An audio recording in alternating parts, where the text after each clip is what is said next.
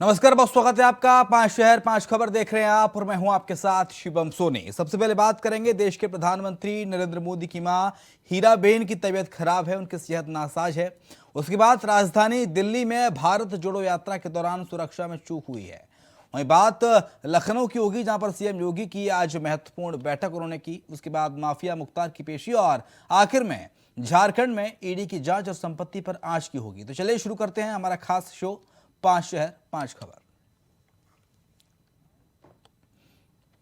प्रधानमंत्री नरेंद्र मोदी की मां हीराबाबेन की तबीयत बिगड़ गई है और उसके बाद उन्हें अहमदाबाद के अस्पताल में भर्ती कराया गया। अस्पताल ने बयान जारी करके बताया कि उनकी हालत स्थिर है। गुजरात के मुख्यमंत्री भूपेंद्र पटेल और स्वास्थ्य मंत्री ऋषिकेश पटेल हीराबा का हालचाल जानने के लिए यूएन अस्पताल पहुंचे हैं। वहीं राहुल गांधी ने भी ट्वीट करके स्वास्थ्य लाभ की कामना की है। बता दें कि प्रधानमंत्री नरेंद्र मोदी भी अपनी मां से मिलने पहुंचे। अहमदाबाद के यूएन मेहता अस्पताल में उनको भर्ती कराया गया है। परिवार के सभी लोग अस्पताल में मौजूद हैं। हीराबा को कफ की शिकायत थी। पीएम मोदी अस्पताल पहुंचे और मां से मुलाकात उन्होंने की है। प्रशासन ने अस्पताल के आसपास सुरक्षा व्यवस्था भी कड़ी कर दी है।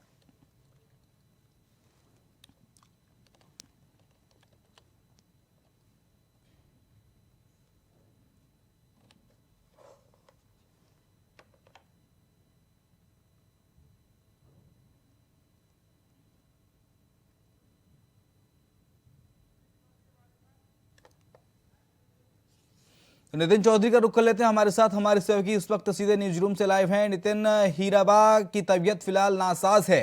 प्रधानमंत्री नरेंद्र मोदी भी पहुंचे हैं और डॉक्टर्स ने हेल्थ बुलेटिन भी जारी किया है। फिलहाल क्या अपडेट?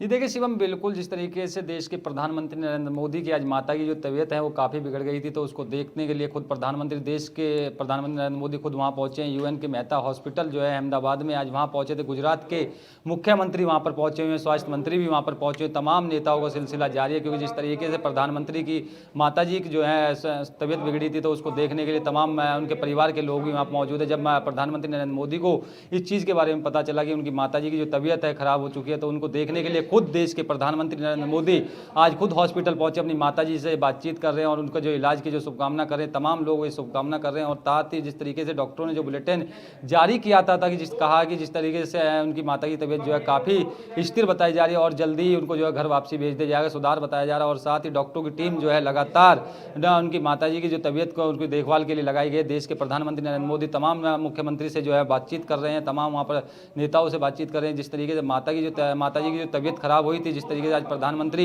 नरेंद्र मोदी को पता लगा था, मालूम चलने से साथ ही देश के प्रधानमंत्री वहां पहुंचे अपनी माताजी की तबीयत को हालचाल लेने के लिए। खुद वो हॉस्पिटल पहुंचे, क्योंकि आखिरकार जब पता चला कि आज जो 100 साल के से भी ऊपर जो है माताजी की जो तबीयत है वो खराब हो गई थी, लेकिन उनके जो है हर जन्मदिन में प्रधानमंत्री नरेंद्र मोदी खुद है उनका आशीर्वाद लेने के लिए जाते थे, वहाँ पर उनके पैर छू के आशीर्वाद लेते थे। कहा जाता है कि गुजरात में जब मुख्यमंत्री थे, जब भी उनका आशीर्वाद लिए बगैर जो है वो शपथ भी नहीं ली थी। साथ ही देश के प्रधानमंत्री बने थे, तो उन्होंने अपनी सबसे पहले अपनी माताजी के पैर छू के आशीर्वाद लिया था। लेकिन अब की बार जब तबीयत ज़्यादा ही बिगड़ गई थी, तो उसको देखने के लिए खुद देश के प्रधानमंत्री नरेंद्र मोदी खुद हॉस्पिटल पहुंचे। तमाम डॉक्टरों की जो है साथ ही उनकी बातचीत हो रही है, बुलेटिन भी जारी किया डॉक्टरों का कहना है कि जल्दी से जल्दी उनकी माताजी की जो तबीयत है वो ठीक हो जाएंगी और घर वापसी चली जाएंगी। जी, इसके साथ ही डॉक्टर्स कह रहे हैं कि हालात उनकी फिलहाल स्थिर है और कफ की शिकायत बताई गई थी, गले में कफ की शिकायत, जिसके चलते उनकी सेहत खराब होती है और उन्हें अस्पताल में भर्ती कराया गया है।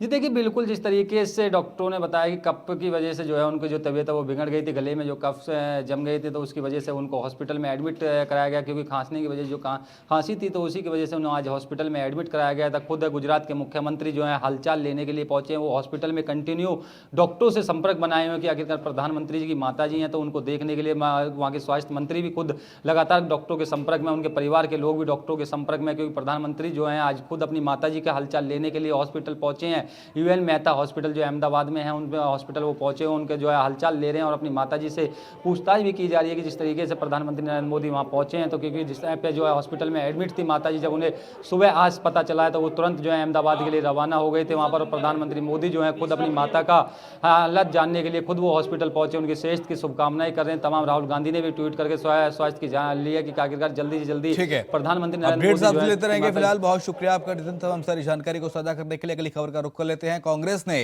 राहुल गांधी की भारत जोड़ो यात्रा में सुरक्षा की चूक का आरोप लगाया है और इसे लेकर कांग्रेस महासचिव ने गृह मंत्रालय को पत्र भी लिखा है, जिसमें उन्होंने दिल्ली में भारत जोड़ो यात्रा के दौरान राहुल की सुरक्षा में चूक की बात कही है।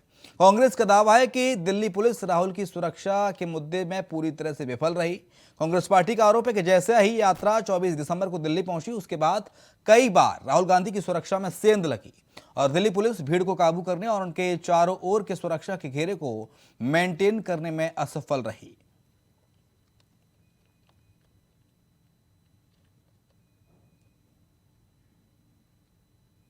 राहुल गांधी की भारत जोड़ो यात्रा की सुरक्षा में चूक की बात कही है कांग्रेस पार्टी ने। दिनकर जुड़ गए हैं ज्यादा जानकारी के लिए हमारे साथ, हमारे सहयोगी न्यूज रूम से लाइव। दिनकर, राहुल गांधी की भारत जोड़ो यात्रा में सुरक्षा में चूक का आरोप लगाया कांग्रेस पार्टी ने और गृह मंत्रालय को पत्र भी लिखा है।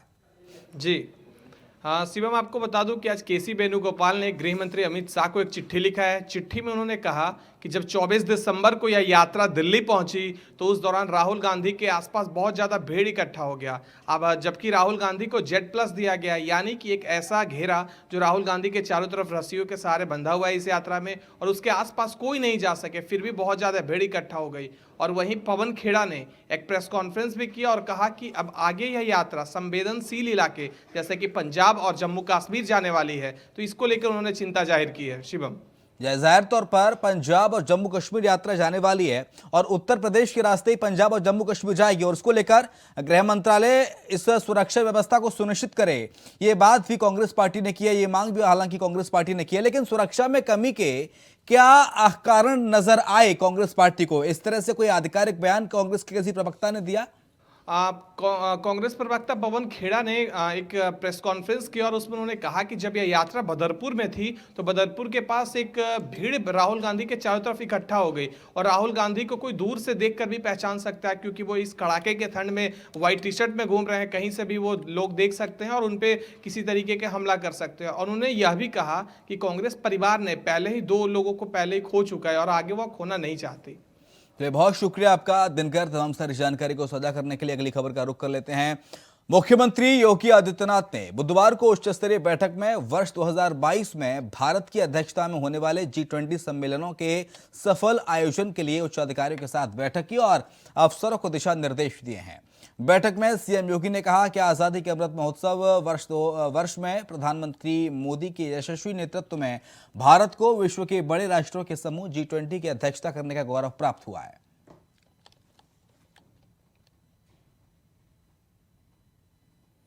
तो लखनऊ में बनेगा G20 पार्क की बात भी योगी आदित्यनाथ ने कही। आपको बता दें कि उच्च स्तरीय बैठक मुख्यमंत्री योगी आदित्यनाथ ने आज की और इसमें G20 सम्मेलनों के सफल आयोजन के लिए उच्च अधिकारियों के साथ बैठक हुई, तमाम दिशा निर्देश दिए हैं।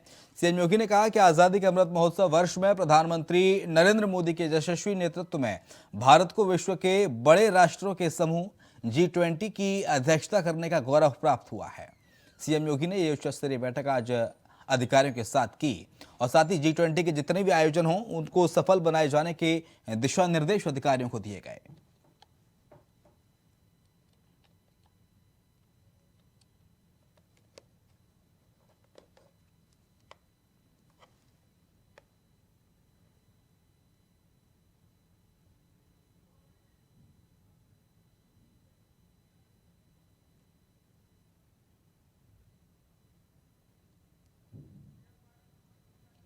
प्रियम पाठक जुड़ गए हैं ज्यादा जानकारी के लिए लखनऊ से हमारे साथ। हमारे संवाददाता प्रियम का रुख कर लेते हैं। प्रियम, आज महत्वपूर्ण बैठक G20 को लेकर मुख्यमंत्री योगी आदित्यनाथ के अधिकारियों के साथ, क्या कुछ खास रहा बैठक में? बिल्कुल, देखिए आज एक अहम बैठक हुई मुख्यमंत्री आवास पर G20 सम्मेलन को लेकर और इस बैठक के अंदर मुख्यमंत्री योगी आदित्यनाथ ने जो है अपने सभी अधिकारियों के साथ में बैठक करे और इस बात को सुनिश्चित करने के निर्देश दिए हैं कि जो G20 का सम्मेलन होगा उसमें यूपी की भूमिका अहम होनी चाहिए और यूपी किस तरीके से यूपी का जो मॉडल है वो G20 के अंदर में छाएगा, इस बात पर विशेष तौर पर फोकस रखने की बात कही है। उत्तर प्रदेश के अंदर बिजनेस के क्या मॉडल है, किस तरीके से क्या डेवलपमेंट हो सकती है, इसको लेकर उन्होंने आज एक अहम बैठक करी थी और उसके अंदर साफ तौर पर उन्होंने अधिकारियों को दिशा निर्देश दिया कि पूरी तरह से भव्य तरीके से कार्यक्रमों का जो है वो आयोजन होना चाहिए G20 को लेकर। जो उत्तर प्रदेश है उसकी जो विरासत है उसका उसमें जो है वो प्रदर्शन होना चाहिए। तो ये सभी चीज़ों को लेकर आज एक हाई लेवल बैठक हुई। सुबह ये आज मुख्यमंत्री ने बैठक करी। इस बैठक में उनके साथ में चीफ सेक्रेटरी DS मिश्रा जो है वो मौजूद रहे। इसके अलावा AK शर्मा जो मंत्री हैं वो मौजूद रहे। कई शासन के आला अधिकारी जो हैं वो इस बैठक में मौजूद रहे। प्रमुख सचिव मुख्यमंत्री संजय प्रसाद मौजूद रहे। DGP मौजूद रहे। इसके अलावा पुलिस विभाग के अन्य आला अधिकारी जो है वो इस बैठक में मौजूद रहे। और किस तरीके से G20 सम्मेलन जो है उसको सफल बनाना है और किस तरीके से उसके अंदर यूपी का जो मॉडल है उसको किस तरीके से उसमें जो है वो हाईलाइट करना है, इसको लेकर आज ये बैठक हुई और उसमें सभी इंतजामों को करने के निर्देश मुख्यमंत्री योगी आदित्यनाथ की तरफ से जारी किए गए हैं। इसके साथ ही प्रियम, एक महत्वपूर्ण बात योगी आदित्यनाथ ने कही कि G20 पार्क बनने जा रहा है लखनऊ में। दरअसल इसके बारे में भी जानकारी दीजिए। बिल्कुल, देखिए G20 पार्क जो है वो लखनऊ में बनाने के जो है वो निर्देश पहले ही जारी किए जा चुके हैं और जो बनना है उसका काम पूरी तरह से होना चाहिए। गुणवत्तापूर्ण जो है वो काम होना चाहिए और वो कहीं ना कहीं G20 सम्मेलन से पहले ही हो जाना चाहिए। उसमें उस बात का साइन होना चाहिए कि G20 की जो मेजबानी उत्तर प्रदेश करेगा, उत्तर प्रदेश में जो कार्यक्रम होंगे तो उसके जरिए कहीं ना कहीं उत्तर प्रदेश की विरासत जो है, उत्तर प्रदेश के अंदर के जो स्थितियाँ हैं उनसे अवगत कराने की भी बात जो है वो उसमें कही गई है। G20 का आयोजन कितने दिन तक चलेगा उत्तर प्रदेश में? इसका कुछ कार्यक्रम तय हो पाया है क्या और किन किन शहरों में आयोजित होने वाला है? देखिए G20 सम्मेलन जो है उसका अभी विस्तृत पूरा कार्यक्रम जो है वो जारी होगा, लेकिन उसमें माना जा रहा है कि उत्तर प्रदेश की एक अहम भूमिका रहने वाली है। क्योंकि उत्तर प्रदेश एक काफ़ी बड़ा राज्य है और ऐसे में कई सारी संभावनाएं हैं। अब जब इस बार G20 की मेजबानी करने का मौका भारत को मिला है तो इसलिए उसमें उत्तर प्रदेश की भूमिका काफ़ी अहम हो जाती है। तो जो पूरा कार्यक्रम होगा उसमें उत्तर प्रदेश की भूमिका काफ़ी अहम रहेगी और उसमें ये पूरे प्रदर्शन जो है वो किए जाएंगे। उत्तर प्रदेश की जो विरासत है, उत्तर प्रदेश की जो भौगोलिक स्थितियाँ रही हैं, उत्तर प्रदेश के जो पुरातत्व के जो पुराने किले हैं उनके जरिए लोगों को अवगत कराना और किस तरीके से उत्तर प्रदेश के अंदर एक बेहतरीन अवसर है वो इन सभी चीज़ों से जो है इस कार्यक्रम में जो है वो अवगत कराया जाएगा। बहुत शुक्रिया आपका प्रियम, तमाम सारी जानकारी को साझा करने के लिए। अगली खबर का रुख कर लेते हैं उत्तर प्रदेश से। अगली खबर, जहां पर मनी लॉन्ड्रिंग मामले में माफिया मुख्तार अंसारी को ईडी की टीम ने 14 दिनों की कस्टडी रिमांड पूरी होने के बाद बुधवार को कोर्ट में पेश किया। कोर्ट ने माफिया मुख्तार अंसारी को न्यायिक अभिरक्षा में हिरासत में लेकर बांदा जेल भेजने का आदेश पारित किया है। मामले में अगली सुनवाई 10 जनवरी को होनी है। वहीं कोर्ट परिसर के बाहर पत्रकारों से बातचीत में माफिया मुख्तार अंसारी ने शायराना अंदाज में अपने विरोधियों पर सियासी कमेंट भी किया। तो शोएब रिजवी ज्यादा जानकारी के लिए हमारे साथ हमारे संवाददाता इस तक जुड़ गए हैं। वापस भेजा जा रहा है मुख्तार अंसारी को बांदा जेल। शोएब, क्या जानकारी? 10 जनवरी को अगली सुनवाई होगी। बिल्कुल शिवम, अब उन्हें बांदा जेल में पहुंचाई जाएगी क्योंकि सुप्रीम कोर्ट के आदेश पर उन्हें बांदा जेल में रखा गया था और आज जब उनकी रिमांड पूरी हो गई, 2 बार उन्हें रिमांड पर ईडी ने लिया था। हालांकि ईडी इस मामले की लंबे समय से जांच कर रहा है। अलग अलग बिंदुओं पर उनके परिवार के अलग अलग लोगों से लगातार पूछताछ की गई थी। पिछले दिनों उनके जो बेटे अब्बास अंसारी, उनसे पूछताछ की गई थी और उसके बाद उन्हें जेल भेजा गया था। मुख्तार अंसारी के जो साले हैं उनको ईडी ने रिमांड पर लिया था, उनसे पूछताछ की गई थी और फाइनली अब्बास अंसारी और उनके मामा से पूछताछ के बाद मुख्तार अंसारी से पूछताछ की। 15 दिनों तक उनको ईडी ने अपने रिमांड पर रखा। प्रयागराज में जो ईडी का दफ्तर है वही उनका ठिकाना रहा है। लगातार लंबी पूछताछ की गई, अलग अलग बिंदुओं पर पूछताछ की गई।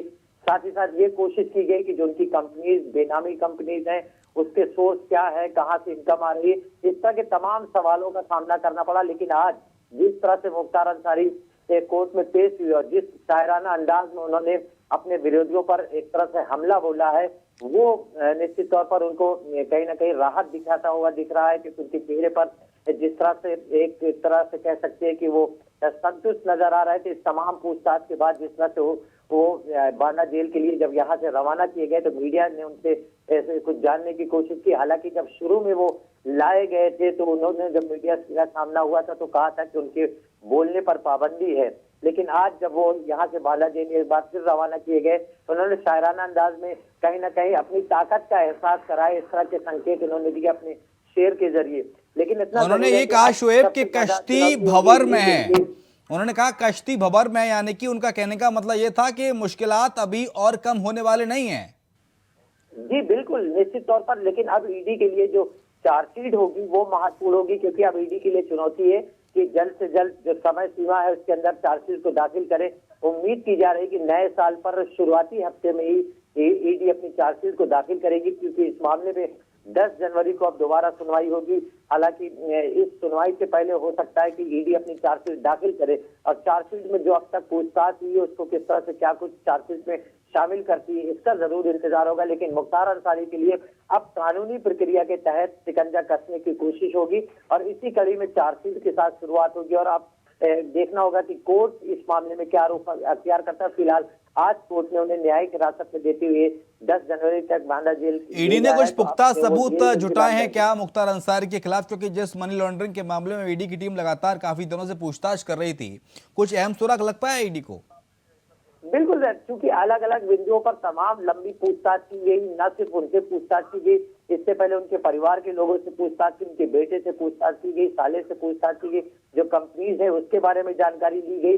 तो उन चीजों को कहीं ना कहीं मुख्तार अंसारी से पूछताछ में क्रॉस चेक करने की भी कोशिश की गई। जो उनके बेटे ने या उनके परिवार के लोगों ने अपने ईडी के बयान दिए होंगे उससे मिलान किया गया है। कई कंपनीज के बारे में जानकारी इकट्ठा की गई, ऐसा हमारे पास सोर्सेस से जानकारी है।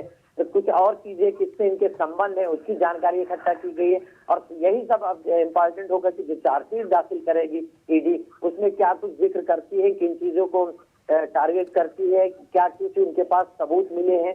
ये सब जब चार्जशीट दाखिल होगी तो उसके बाद इस बात का खुलासा हो पाएगा और इसी के साथ ही कहीं ना कहीं कोर्ट में आगे रुख तय होगा कि क्या कुछ आगे मुख्तार अंसारी के बारे में कोर्ट की तरफ से क्या कुछ निर्णय आता है या कोर्ट में क्या कुछ इनके बचाव पक्ष में उनके वकील लगते हैं। लेकिन अभी ईडी के लिए सबसे बड़ी चुनौती की इन तमाम पूछताछ के बाद जो एक तरह से नतीजा निकालेगी वो चार्जशीट में जो दाखिल करेगी कोर्ट में उसमें वो शामिल करेगी। जाहिर तौर से बहुत शुक्रिया आपका तमाम सारी जानकारी को साझा करने के लिए शोएब। अगली खबर का रुख कर लेते हैं। मुख्यमंत्री हेमंत सोरेन ने अपनी संपत्ति का ब्यौरा ईडी को सौंप दिया है। हालांकि सोरेन द्वारा दिए गए ब्यौरे की ईडी ने गोपनीयता बताते हुए उसकी जानकारी देने से इनकार किया। ईडी के अधिकारियों ने कहा कि अभी ब्यौरे की जांच नहीं की गई है, जांच के बाद ही मामले में कुछ कहा जा सकता है। वहीं सूत्रों से मिली जानकारी के मुताबिक ब्यौरे में वही सारी जानकारी और संपत्तियों का जिक्र है जिसकी जानकारी मुख्यमंत्री हेमंत सोरेन ने अपने चुनावी हलफनामे में दी है। वहीं ब्यौरे के आधार पर ईडी की कार्रवाई तेज आगे कर सकती है।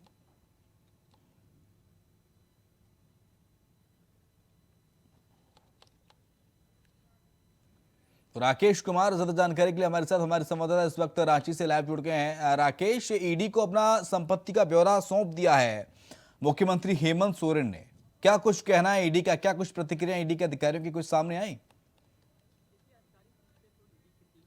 कोई बात नहीं कर पाती है, लेकिन निश्चित तौर पे कहा जा सकता है कि जो सूचनाएं आ रही है सूत्रों के हवाले से उसमें हेमंत सोरेन ने अपनी संपत्ति का ब्यौरा दिया है और वो ब्यौरा इस प्रकार है कि जिस तरीके से चुनाव में दिए गए थे 3 साल पहले उसी ब्यौरा की कॉपी भेजी गई है और कहा गया है कि मुख्यमंत्री ने इसी संपत्ति को लेकर चुनाव भी लड़ा था और आगे भी इसी संपत्ति के आधार पर बातचीत की जा सकेगी। तो कहीं ना कहीं ईडी की टीम एक बार फिर से तहकीकात करने की कोशिश करेगी कि हाल के 3 साल के कार्यकाल के दौरान ईडी की खास करके ईडी की टीम को क्या कुछ मिला था और हेमंत सोरेन ने कितना और संपत्ति अर्जित की। इन सारी चीजों पे अब चर्चा होने लगी है और हो सकता है कि ईडी की टीम इसकी जानकारी लेगी और आने वाले समय में क्या कुछ होगा इसकी जानकारी देने की भी कोशिश करेगी। जी नहीं, अपनी संपत्ति का ब्यौरा तो ईडी को सौंप दिया हेमंत सोरेन ने, लेकिन ये तो वही संपत्ति हुई ना जो अपने चुनावी हलफनामे में जब जब चुनाव लड़ते थे हेमंत सोरेन तब तब दिया करते थे।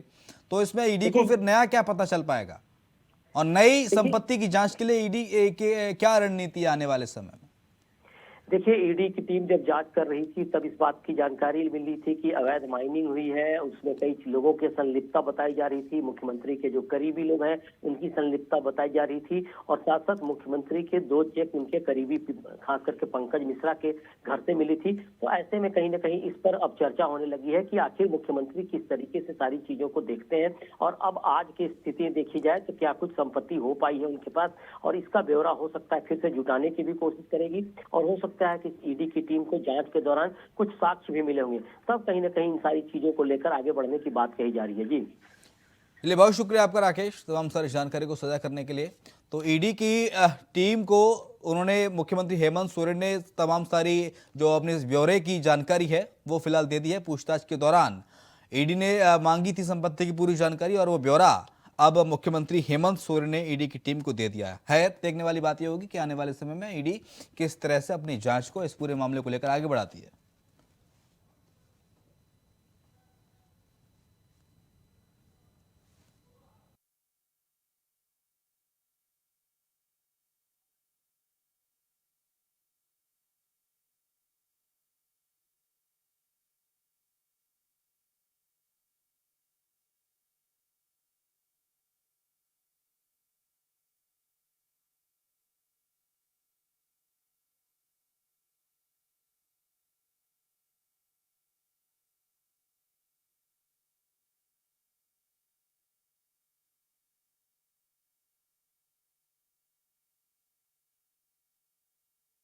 सीएम सोरेन ने ईडी को संपत्ति ब्यौरा सौंप दिया है। पूछताछ के दौरान पूरी जानकारी मांगी गई थी ईडी की टीम के द्वारा और वो जानकारी सारी दे दी है ईडी की टीम को मुख्यमंत्री हेमंत सोरेन ने। ऐसे में सवाल यही है कि ईडी आखिरकार अब कैसे मुख्यमंत्री हेमंत सोरेन पर जांच तेज करे, क्योंकि इससे पहले भी ईडी की टीम लगातार हेमंत सोरेन से पूछताछ करी थी मनी लॉन्ड्रिंग के मामले में, अवैध माइनिंग के मामले में, और विपक्ष में बैठी भारतीय जनता पार्टी भी लगातार हेमंत सोरेन सरकार पर हमलावर है और उसको लेकर भी बीजेपी लगातार इस मुद्दे को उठाती रही है।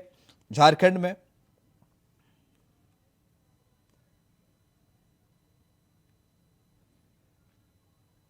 झारखंड के मुख्यमंत्री हेमंत सोरेन ने प्रवर्तन निदेशालय को संपत्ति का ब्यौरा सौंपा है और इस सूची में क्या क्या है इसकी जानकारी अब तक सामने नहीं आई है, लेकिन सूत्रों से मिली जानकारी के मुताबिक ईडी को तमाम सारा जो ब्यौरा था, जो संपत्ति के हलफनामे जब तक चुनाव लड़ते थे हेमंत सोरेन तब दिया करते थे, वही जानकारी पूरा ब्यौरा दिया गया है।